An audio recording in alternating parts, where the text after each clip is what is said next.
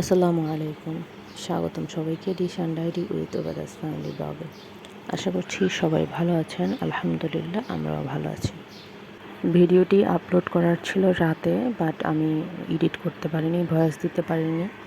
Shopping করে এসে tired ছিলাম, ঘুমিয়ে গেছিলাম, তাই সাহারি খেয়ে ভয়েস দিচ্ছি। কথায় বলে না, দুটা মেয়ে পালা যা কষ্ট, একটি ছেলে পালা তাই কষ্ট। তো দেখেন, উবায়দা এত দুষ্টামি করে, মাশাল্লাহ কি বলবো, মাশাল্লাহ বলবো না কি বলবো। ওর পিছনে সবসময় একজন থাকতেই হয়। এটা নিষেধ করলে ওটা করে, ওটা নিষেধ করলে এটা করে, মানে সারাক্ষণই ওর দুষ্টামি চলতেই থাকে। মাঝে মধ্যে তো এত উদ্ভট কাজ করে যে দেখে খুব হাসি পায়। এই যে এখনও আমি ভয়েস দিচ্ছি আর ও পাশে বসে মুড়ি খাচ্ছে আর কথা বলতেছে মনের সুখে। এই যে দেখেন, এখন জালের উপরে উঠে সুপারি সব ফেলে তারপরে নাচতেছে। এখন 7:30 বাজে। সেহারিতে ও ঘুম থেকে উঠছে সবার শেষে, কিন্তু সবাই শুয়ে গেছে, কিন্তু ওর ঘুম নাই। ওর জন্য আমিও বসে আছি। ওর বাবা এখন অফিসে চলে গেছে। গতকাল যেহেতু শপিংয়ে গিয়েছিলাম, তো সকালে ঘুম থেকে তাড়াতাড়ি উঠেছি। ভাবি আগে উঠেছে, আমি একটু পরেই উঠেছি। তো উঠে ভাবি কাটাকুটি শুরু করে দিয়েছিল। ফুলকপি সিদ্ধ বসিয়ে দিয়েছিল, শিম কেটে দিয়েছিল, পর আমি শিম সিদ্ধ বসিয়েছি। শিম ভর্তা আর ফুলকপি ভর্তা করা হবে।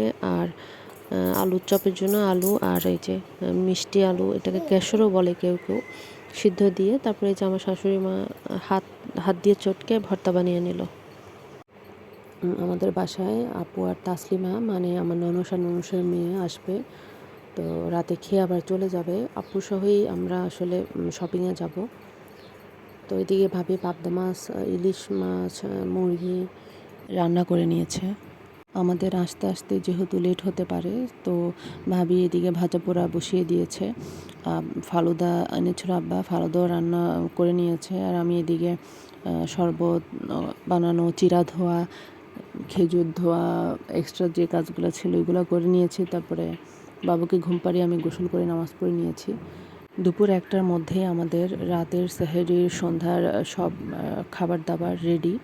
আমরা একদম সব রেডি করে টেবিলের উপরে সব রেখে দিয়ে, প্লেট বাটি গ্লাস, মুড়ি মাখানোর সব মাখা, শুধু জাস্ট মুড়ি দিয়ে মেখে নেবে এরকম সব রেডি করে দিয়ে গেছি। আমরা যাচ্ছি হচ্ছে রাজলক্ষ্মী। তো এখানে রিক্সাওয়ালা অন্য কোন রাস্তা দিয়ে নিয়ে গিয়েছিল। রাস্তা এত খারাপ, আমি উপরে বসছি আর আপু আর ভাবি দুজন দুই পাশে বসছিল। তো মানে রিক্সার ঝাঁকুনিতে আমার ফোনের ঝাঁকি দেখলে বুঝতে পারবেন কি ঝাঁকিয়েছে আমাদেরকে। আপুরও কষ্ট হয়েছে, ভাবিরও কষ্ট হয়েছে, আমার তো হয়েছে, আমি পুরো ভর্তা হয়ে গিয়েছি। তো যাই হোক, গেলাম কষ্ট করে গিয়ে, তারপর হচ্ছে আমরা হ্যাঙ্গারে চলে গেলাম। ওখানে ভালোই কালেকশন ছিল, কিন্তু আমরা মাপ মতো পাইনি। এরপর চলে গেলাম আলনাতে। আলনাতে এত ক্রাউড ছিল, কি কিনবো, মানুষের এত ভিড়।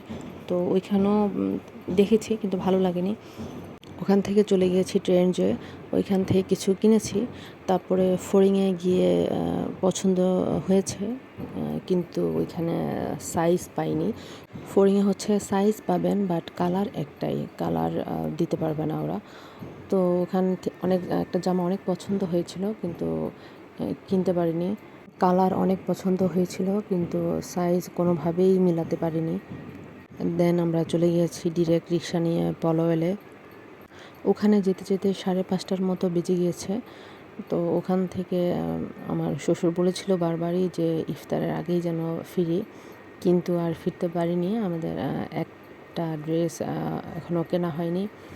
পরে ওখান থেকে বেরিয়ে আমরা রাস্তার পাশে ইফতার করে নিয়েছি। পরে হচ্ছে জামা কিনে তারপরে হচ্ছে বাসায় গিয়েছি।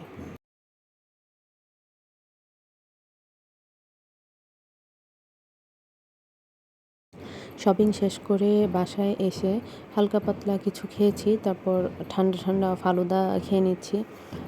গরম থেকে এসে ফালুদা খেতে ভালোই লাগছিল। তো আল্লাহ হাফেজ, আপনারা সবাই ভালো থাকবেন, দোয়া করবেন। নতুন আরেকটি ভিডিও নিয়ে হাজির হব ইনশাল্লাহ। আসসালামু আলাইকুম।